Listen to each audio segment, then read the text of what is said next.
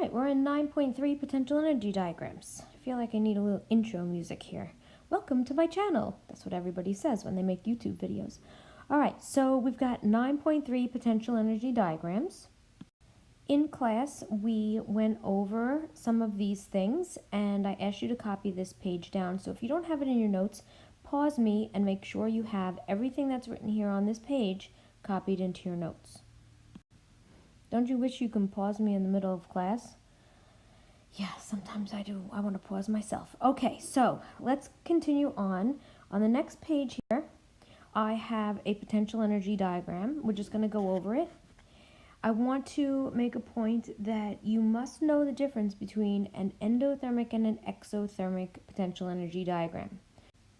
So let's start labeling these things. Let's say that this is my reactants. I'm going to mark it with an R so we know. Reactants are always on the left-hand side of our potential energy diagram. And up here we have the products. We'll mark it with a P. And that stands for products.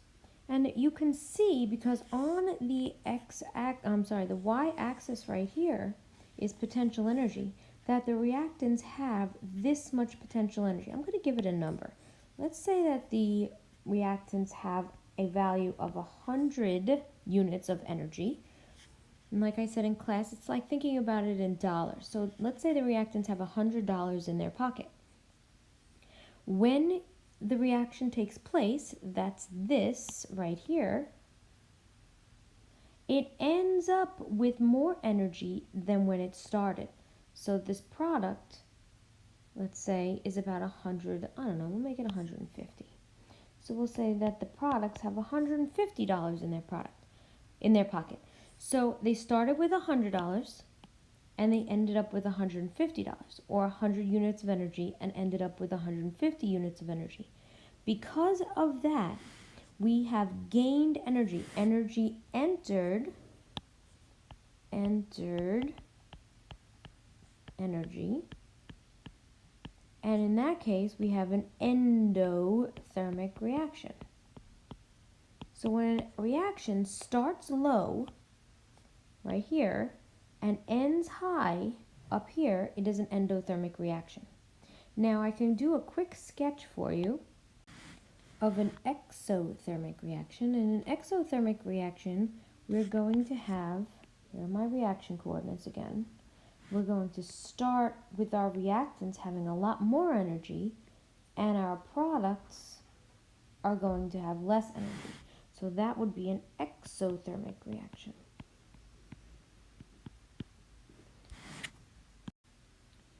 All right, so let's move on a little bit. Now we're going to look at the individual numbers that I have on this potential energy diagram.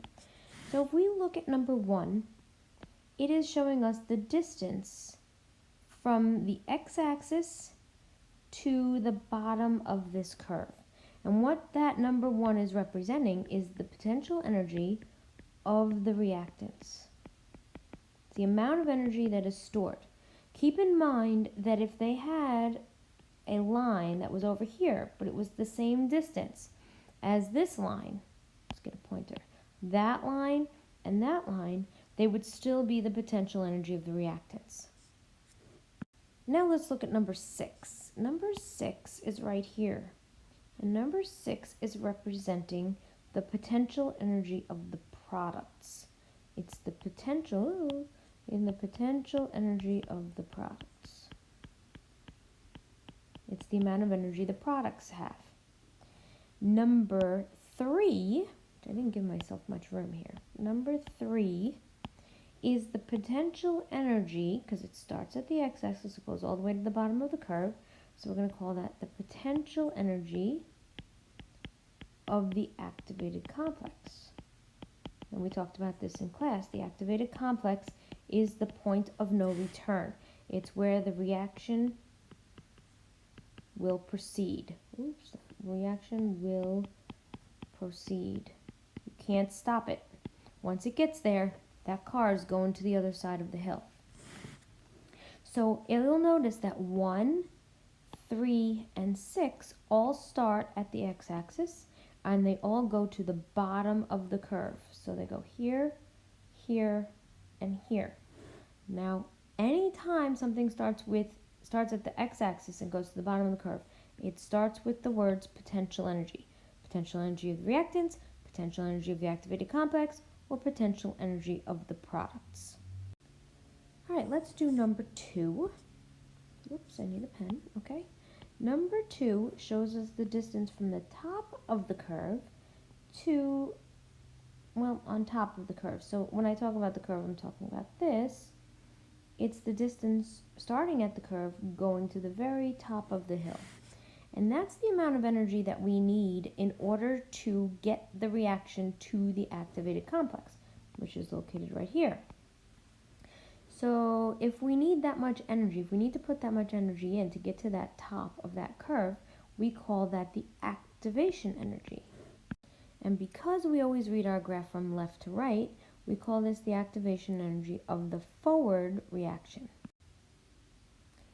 And if you look at number 4, which is right here, is also above that curve, and we're going to call that the activation energy of the reverse reaction, because that is assuming we are reading the diagram, let's do this in green, in the reverse direction. We are reading from right to left.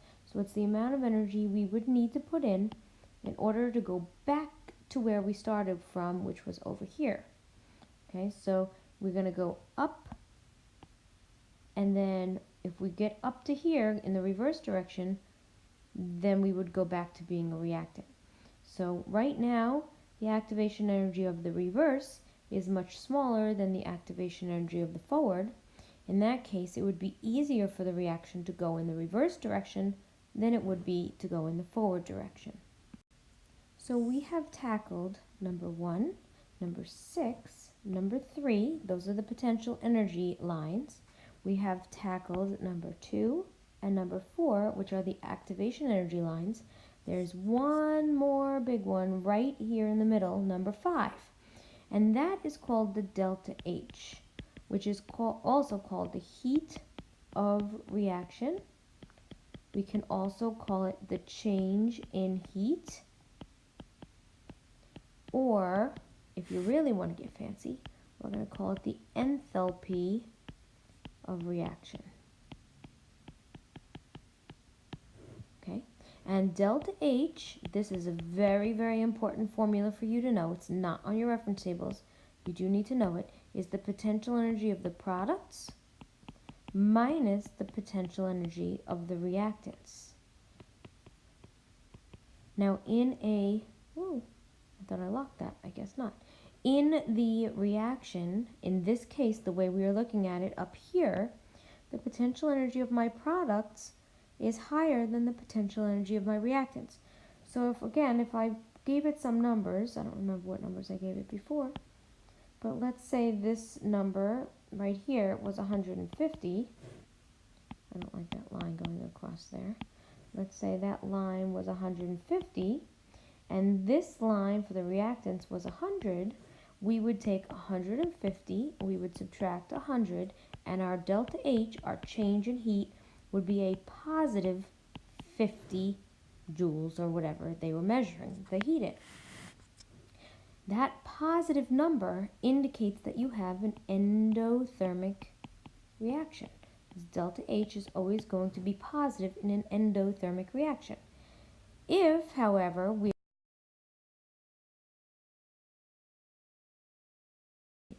so let's look at an exothermic graph. You will recall exothermic graphs start high and end low. So this right there is 100, and up here is 150. Now if we take the potential energy of the products and we subtract the potential energy of the reactants, we would end up with 100 minus 150, and my delta H would be negative 50. That would be a delta H. And if delta H is negative, it is an exothermic reaction. All right, and the very last thing we need to label on here, which is not written in as a number, is the catalyst. Now you'll recall that a catalyst is something that speeds up a reaction. And a catalyst does that by making it easier to get from point A, okay, the reactant side, to point B over here on the product side. So how can we get from here to here faster? We can get there faster if we don't need to go all the way to the top of the hill. If we can build a shortcut and go right through the hill, or lower this activation energy, which is basically what a catalyst will do, it will lower the hill so that you can get to the other side more easily. And we have to be able to draw a catalyst on our graph. Very, very, very, very super duper important. And then we're going to do that by drawing a dotted line to indicate an alternate path. The catalyst gives us an alternate path. Ooh, that's not how you spell path. From the reactants, which are over here, we'll make that an R, and to the products. It does that by lowering the activation energy. The other thing that a catalyst will do is it will lower the activation energy of the forward reaction. Let's get a pointer. Here, it will lower the potential energy of the activated complex. It will lower the activation energy of the reverse reaction, but it will not, with a capital N-O-T, will not, I'll make this a lightsaber to show you, will not change the potential energy of the reactants. It will not change the potential energy of the products, and it will not change the delta H, which is number 5 up there. Let's see if there's anything else that can, no, just dots and fingers. Don't change this. No, no, no, no, no. Don't change this. No, no, no. No, no, no. So these three, 1, 6, and 5, do not change when we add a catalyst. Let's take a minute and look at table I. And in table I, you're going to see delta H up here that we were just talking about. Now you know how it's calculated. And if you look down this entire list, you're going to see a bunch of negatives and positives. The negative delta H values indicate an exothermic reaction, and you can see that right down here. So if you have a negative delta H, you have an exothermic reaction. Now, if we were writing an exothermic reaction, I'm going to take this first one, and that negative means exothermic, means heat is given off. If heat is being given off, then that heat is a product of that reaction. And so we would write the heat over here on the product side. We would write 890.4 kilojoules. Now kilojoules because that's the unit that they gave us up here. Exothermic reactions release heat. Heat is exiting. Now this reaction that I just wrote up here, N2 plus O2 yields 2NO, and I took it from right here. You'll see that it has a positive delta H, which means it is an endothermic reaction.